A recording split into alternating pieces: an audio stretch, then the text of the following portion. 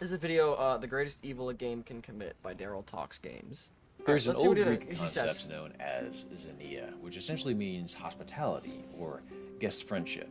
The idea is, if you and I were around in ancient times and you were a stranger at my doorstep asking for a place to lay your head for the night, it would be my responsibility to take you in, feed you, give you a place to Nowadays, you just get shot. Or get told to go the fuck away and that you're a weirdo. bathe, shower, and sleep. Most importantly, for this night at least, we would agree not to do any harm to one another. No killing or stealing while the other slept. Xenia was a massive deal. Following it That's a lie. This didn't happen. was a hallowed act and said to be enforced by Zeus himself. The Odyssey speaks of cities Never happened. burned, wars lost, and people killed for violating Xenia. In fact, the idea was you always showed a warm reception like this because any given guest could be a god in disguise. There are echoes of this in Norse mythology, where Thor was offered hospitality by a farmer and his wife, whom he rewarded handsomely. It's written about in Hebrews. Xenia has even made its way into Disney films. Beauty and the Beast opens with the prince turning away a peasant that then turns out to be a beautiful enchantress. As punishment for his cruelty, she curses him. Xenia manifests in Game of Thrones as the guest right. If you take someone under your roof as your guest and break bread and salt with them, then regardless of your quarrels, again, for this night at least, you are not to harm a hair on their head. This was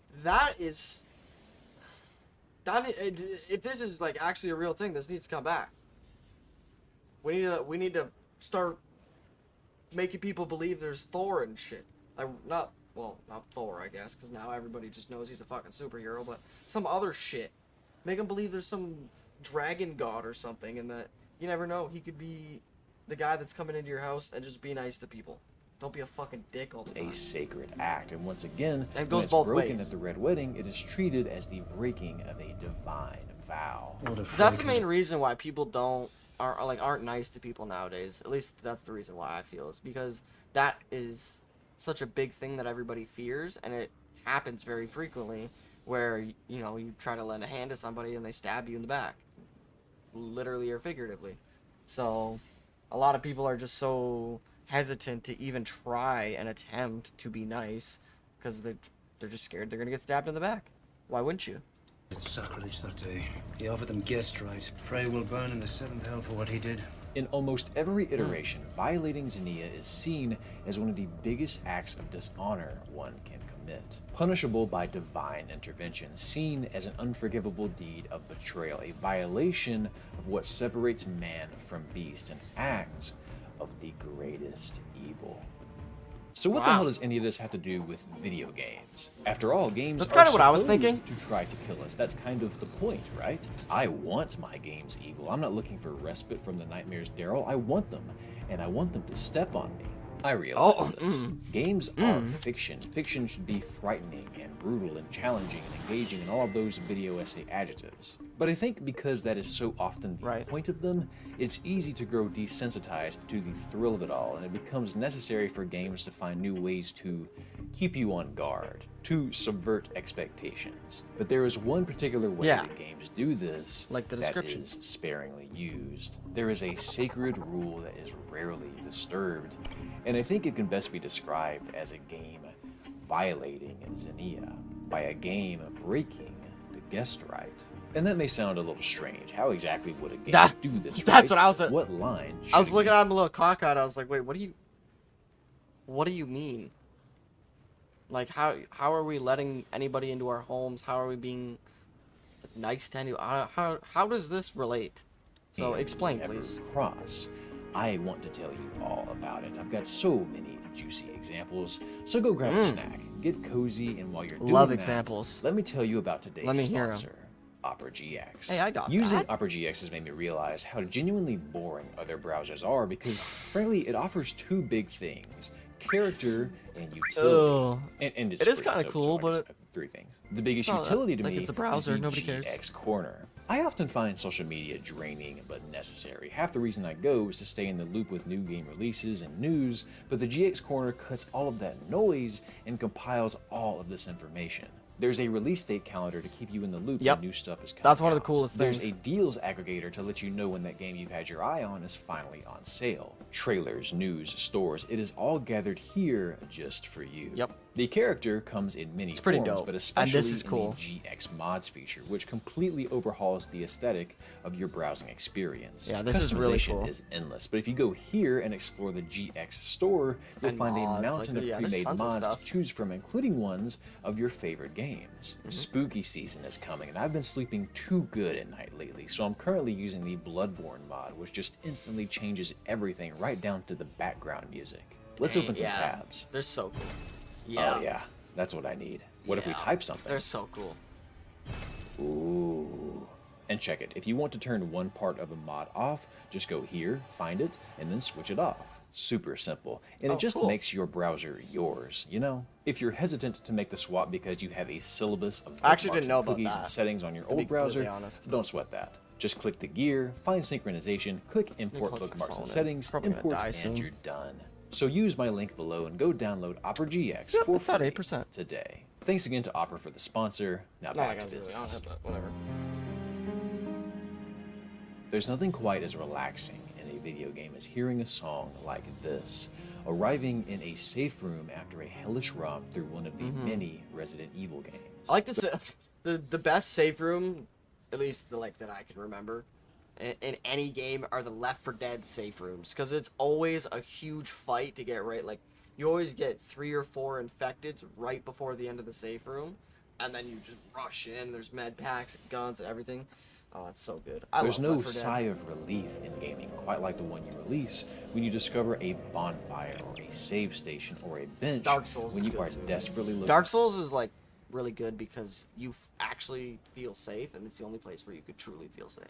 However, Left 4 Dead, there's a few places where it's not really that scary. For a break from a long, arduous stretch of combat.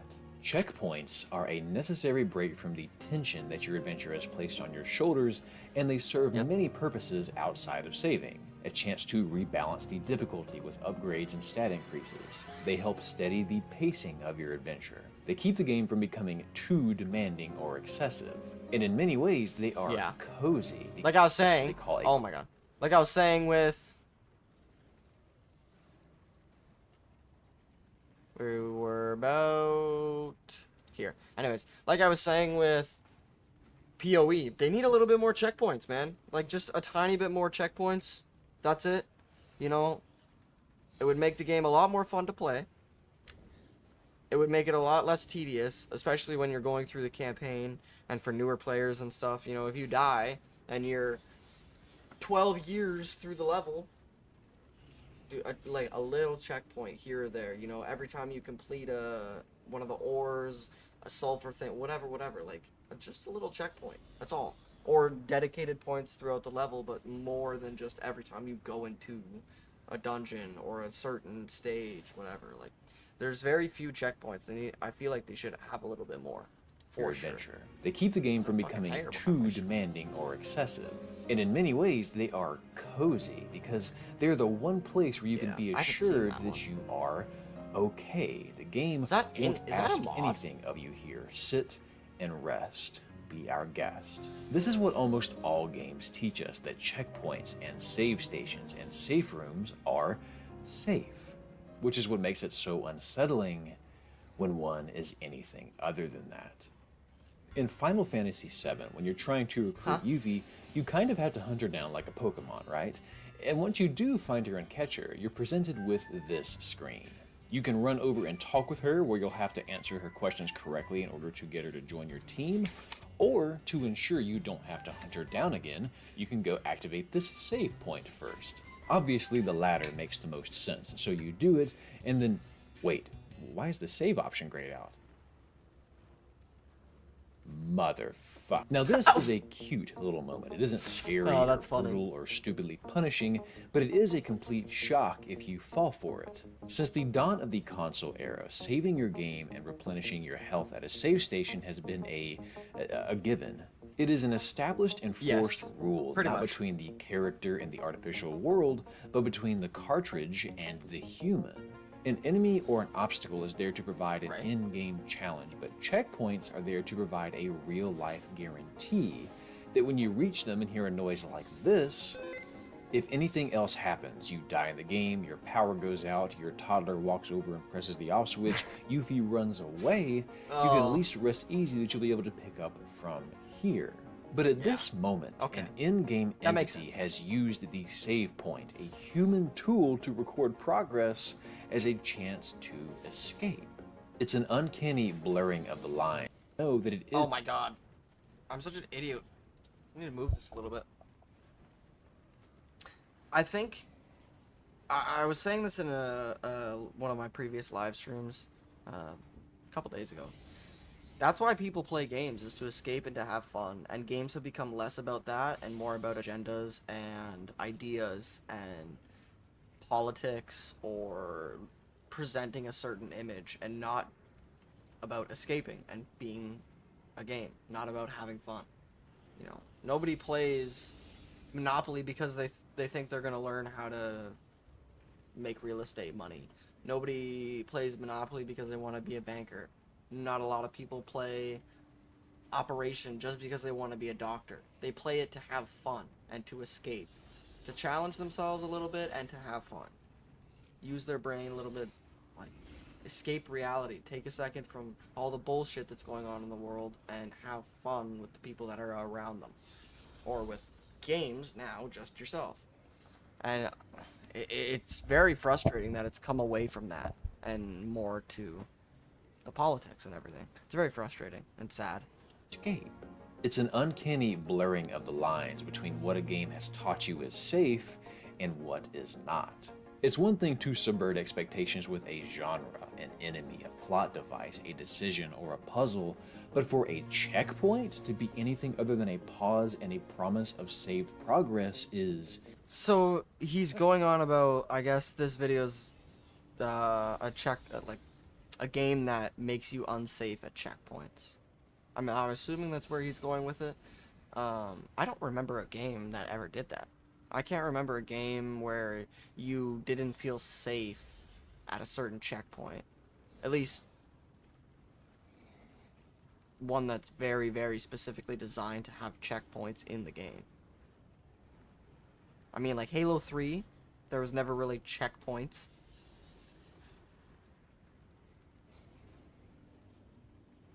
God of War, Call of Duty. I mean, tons of games. I don't think the Ratchet and Clank games, the old Ratchet and Clank games had it. Pretty much any game. There is a few that have like checkpoint style save system kind of camps or whatever, where it's like you save and then whatever. Well, I mean, every game has a save, so I guess if he's just going about saves, then that's one thing. But I don't remember a game where they did that, where they subverted your expectations with the checkpoints. It's all just been you save. Maybe there's gonna be something. indecent, a low blow, a break of trust, a break He said he has of examples. So. Xenia. Yeah. Although cheeky and mischievous here, you can imagine how other games could potentially do this for much more malicious purposes. And let me assure you, I mean, yeah, there was that. other games have. But like, at that point, I wonder if that's the only thing. Like, if she just ran away and then you have to catch her again. That's not like, it's a subversion, but it's not really the worst. It's not like, oh yeah, by the way, you saved the game, but you didn't actually save the game. Now you have to play for another 2 hours. Not that bad. If you stumble upon this safe room in Castlevania Symphony of the Night, you'll notice that something seems off. Typically, its save points are gold. This one is purple.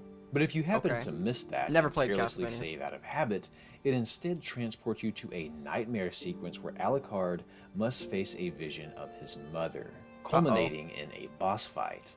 We could have gotten from exploring to this dream sequence in plenty of ways. Maybe a door, a particular attack, a switch. But by specifically placing it in a well-established place of rest, it immediately amplifies the urgency and unease of You know, the I guess I segment. can think of one. I guess Elden Ring, in a very strong sense with the chests. That's one that, yeah, that's one that I could immediately point out.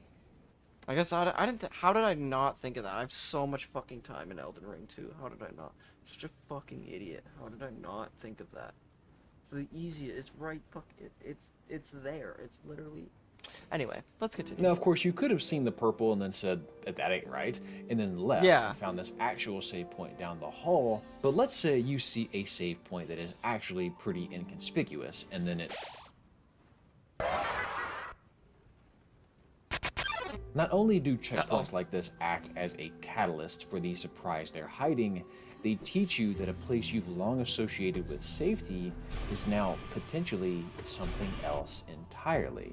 This kind of thing can suddenly happen. All future relief upon spotting new checkpoints is met with an asterisk, a second guessing of what is truly safe. Yeah. If you're fighting this boss in Death's Door, you'll notice that when he hops over to this platform, he pauses, starts spitting fireballs, and after the sixth one, he dives in and swings at you. Once you've seen this, the game has taught you what to do here, so when he jumps over again, you might try shooting him while he pauses. He does it once more, you go to shoot, and then... This is what many people call a mix, when a game shows you that you have to be expecting more than one possible outcome for a given attack or cue. If you're playing Street Fighter and Cammy does this, it suddenly becomes a pop quiz because she can grab you, kick you, really kick you, or just drop and block, which leaves you guessing, trying not to overcommit with the heavy in case Mesmer comes out of this attack with this giant AoE one. The mix has been around since you had the option to pick paper, rock, or scissors, and you see it not just in combat, but in many places in video games. Except save points. Only one outcome exists here. But when a game shows you that something else can happen at them, it adds a mental stack to the one place you thought was a reprieve. Suddenly you always have to be prepared, which partially deflates the hope you feel when you approach them moving forward. In most games, treasure chests are an exciting thing because for the longest time, they were considered to be, a treasure, a happy find. But now, with the popularization of mimics and traps, suddenly even those have a mix and must be approached carefully. To do this to a checkpoint is diabolical because even if that's always been a thing. Even in older games, there's always been mimics. There's always been a subversion somewhere because although it's a game and although people want to have fun, the subversions can be part of that because it's like, oh my god, and usually they're, if it's done right, they're placed in a way where it's always like chunks. So like this chunk, if you play like how we expect you to play, then you should be at this point of health, or in this chunk you should be at this point. Like they kind of average it based on how they expect people to play or want people to play. At least I would assume. I don't know firsthand from game development. I've never developed a game, but that's how I would assume. And they probably would base that chunk, like that mimic in that chunk, and say, okay, well, the mimic might mess you up, but we're also going to limit the enemies before the mimic so you're not super hurt at the mimic, and then the mimic just kills you over and over again. Like, they still have to balance it. It's all a balancing game. So, yeah, I mean, it's subversion, but I don't know. I don't think it's bad. That I don't think it's terrible at uncertainty all. can linger. And odds are you've seen these fake checkpoints around at least once before. Maybe it was the crystal bugs in Final Fantasy XII that look exactly like save points, but attack you and must be defeated before they turn back into actual save crystals. Maybe it was the fake checkpoints in Chrono Trigger that split into 3 when you touch them and playfully dance around you, almost mocking you. There's a nefarious save point in I Want to Be the Guy that attacks you when you try to interact with it. And of course, I'd be remiss if I didn't mention the distant village encounter in Hollow Knight, which is sort of the epitome of violating Xenia, because when you arrive after an arduous drag through the spider-infested Deep Nest, these villagers welcome you warmly. The whole thing is almost a little unsettling because they aren't speaking like normal NPCs. There is no flavor text or conversation, but instead a quiet demand disguised as an invitation. Sit. And because benches have been a godsend through your entire journey, naturally that's what you'll do. only then to find yourself trapped as the game doesn't save.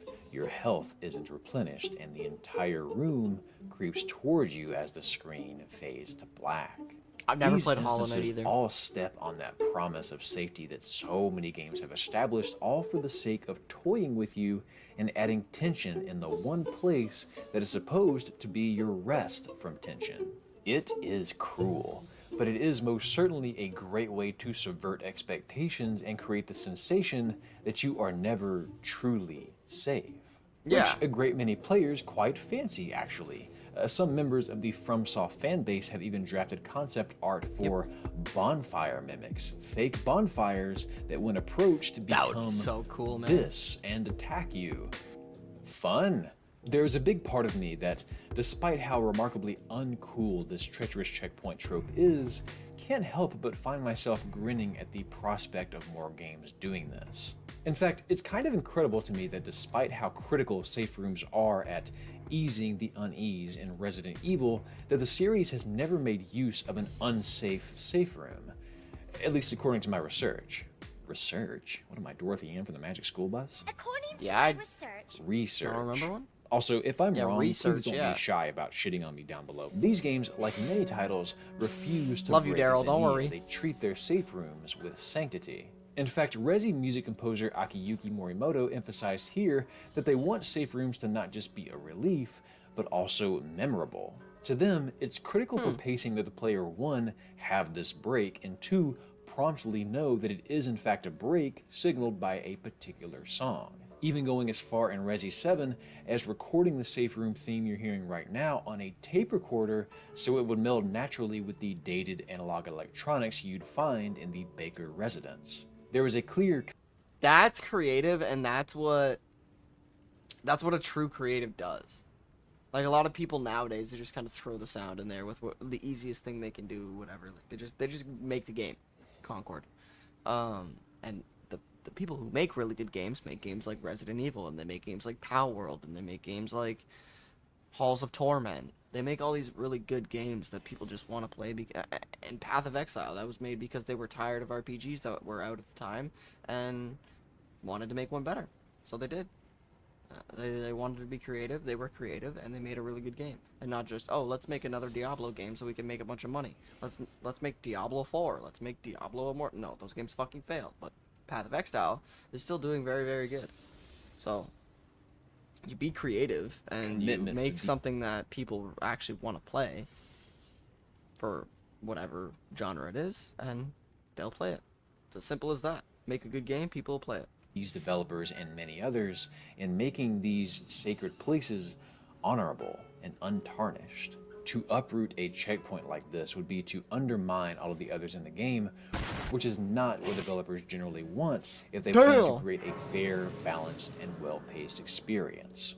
This Right. is probably why you don't see a ton of these in games, and if you do, it's reasonable. Yeah. There is an especially silly example that's so old I couldn't even find footage for, but it's a Dutch game called Eindeloos. One maze has a save point that works normally, but is placed behind a one-way barrier that can only be entered from the outside. If you died and respawned here, you would be trapped and have to start the game all over again, which That is savage. a betrayal of the same magnitude of the Red Wedding. But although most of our previous examples today are spooky and mischievous, they are never this punishing. They have tells. You kind of know you're walking into something strange from the outset, and even if not, you aren't whipped mercilessly for not noticing. You're only Yeah. toyed with. It is simply a sneaky little way to keep you on your toes. Or in the case of the final bonfire in Dark Souls, gives you a painful metaphor of complacency by locking you into an ending for doing something that feels normal. There are layers to this, that's a whole other video. But again, these are all one-time trickery degree jeez. simple gimmicks. But these last two examples are not just one-time things. Lisa the Painful is a game that does not really give a damn about you. Combat is immediately an uphill battle. The story is immediately dark. Oh It is my God. simultaneously quirky and inhumane.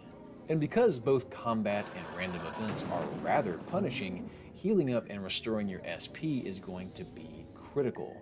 Resting in this game works as follows. If you decide to stay at a campfire, any of the following things can happen. An item is stolen from you, money is stolen from you, a spider afflicts you with poison, or even deep poison. You find a note stating that a party member has been kidnapped by a gang. You get hit in the head with the bat, permanently lowering your SP and luck by 10. A party member decides to leave your party. Shit. Permanently. A random guy farts on you. No negative effects. Being farted on is a good outcome here. Let that sink in.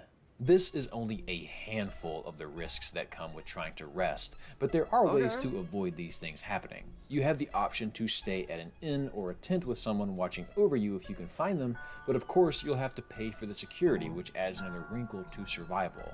And there are numerous other factors at play. Some campsites have unique events, some are safer to rest at than others. But what this does is create an experience that is less predicated on the player's right to a reprieve and instead illustrates a world where the line between man and beast has become irreversibly smudged. It is not always safe to rest. There is rarely any Xenia observed here. People plunder and exploit, Which is what today's world looks like.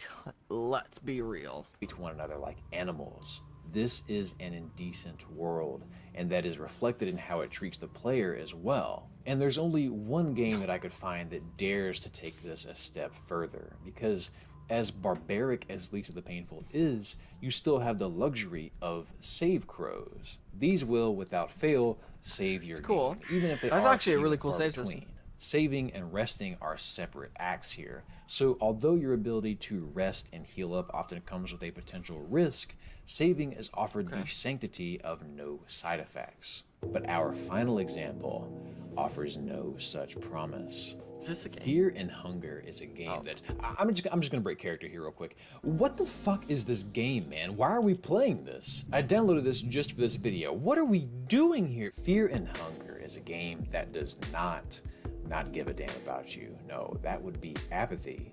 It actively wants to see you suffer. For those of you that haven't played or haven't seen that Eye Patch Wolf video, this is a roguelike style RPG that will violently projectile vomit in your face if you treat it like any other turn-based RPG. Battles do not give experience. Many enemies have bullshit coin flip insta-kills. There are random events that will almost certainly derail your run. Many monsters have big honkin' Pringles can dicks. You can get poisoned. You can starve to death. You can die of infection. You can lose multiple limbs and keep going if you find a way to survive. You can have rectal bleeding. And as you can see based on the gameplay I'm showing you, this is a wildly upsetting location to occupy. Though despite its roguelike booty hole bleeding, reputation, you actually do have a few chances to probably from save those the monster game. calls. There is a secret way that I'll not spoil for you, but the main way is to find a bed and rest. Let's take a poll. Do you think these beds will respect and uphold Xenia? No, that's where the anal bleeding find comes out. from.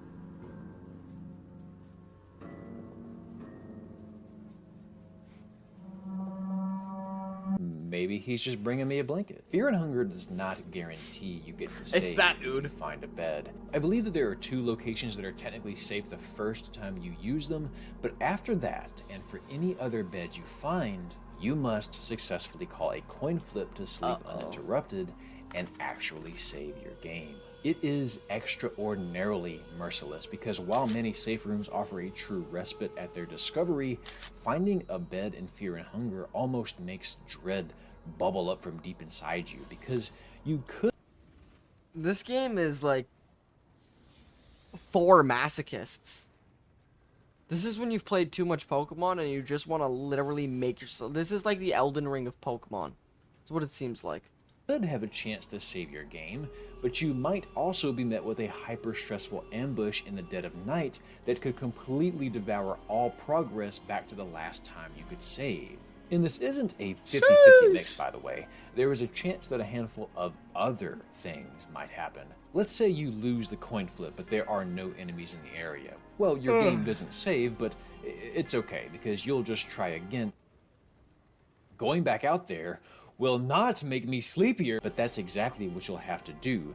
go walk off the adrenaline, which only puts you more at risk and wastes valuable time and resources keeping yourself and your party fed. Let's say you fail the flip and manage to defeat the intruder. Okay. That's wonderful, but now look at all the items and meter you've had to waste to survive. There is also a chance that something else can happen, like this guy snatching you away in your sleep and then slowly dismembering you, instantly ending your run.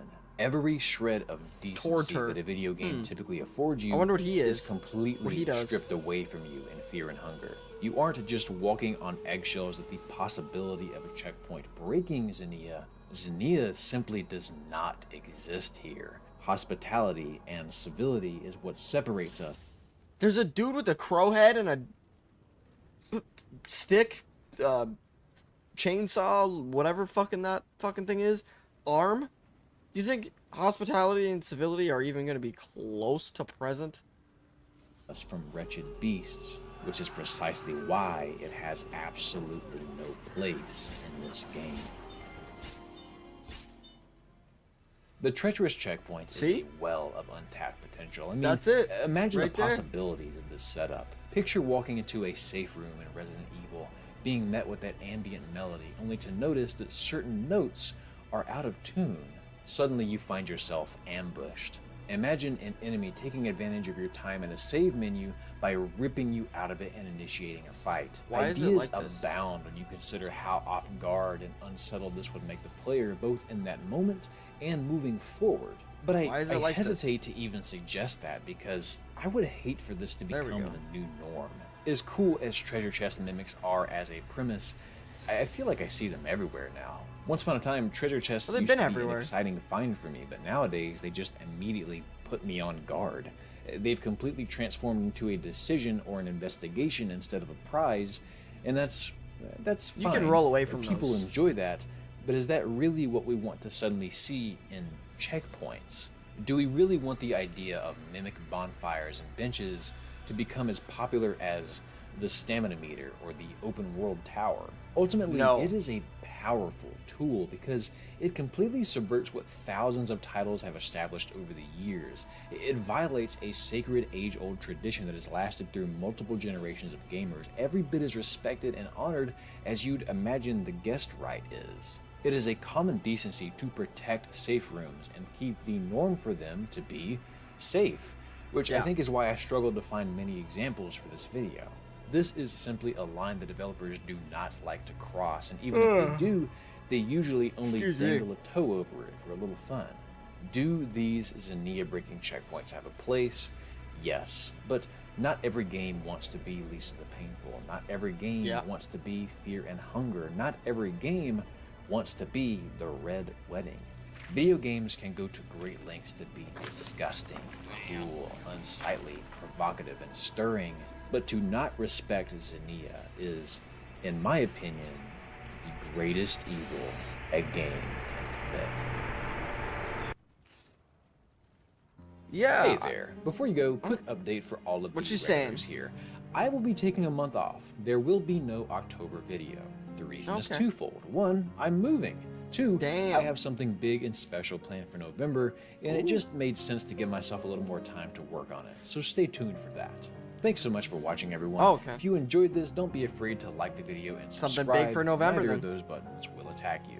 And if you really just adored this video for some reason and want to support the show, as well as get access to a ton of bonus content, give my Patreon page a look. It's only $1 a month. A massive thanks to this month's featured patrons. Pearson Dalmau, Alexander Mills, pretty sure anyways. Tony Kobo. Yeah, those are some of the guys. Anyways, that was a really good video. I'm gonna throw that in chat. Check that out. Give it a like if you haven't seen it. Subscribe to it maybe. Yeah, that was a really good video. However, I don't know. I don't think it's the greatest evil that they could commit. However, I do think if it's used too much or in too much of a jarring way that pulls you completely out of the game and you like it's just unfun every time you come up to it, you know, something like that. I feel like that is the problem with these things like this. I don't feel like the subversion and, you know, kind of breaking it is the problem. I feel like how it's broken is the actual problem. So it is the problem, but it's not the full problem. The actual full problem is how it's being broken. Because if it's broken in a way that just kind of, you know, keeps you on your toes, people are okay with that a couple times in their games. However, if you do it, you know, 10 times in the course of their 10-hour playthrough, they're going to be really fucking annoyed. And be like, I don't want to do this. I don't want to, like, I don't want to open a chest because it's probably going to attack me or whatever. And it's really annoying to deal with. And whatever the problem is. So it's how it's being used and not just that it is being used. It's not the greatest evil. However, if they use it in that way, then it will be the greatest evil. For sure. Yeah, that was a good video. Thompson.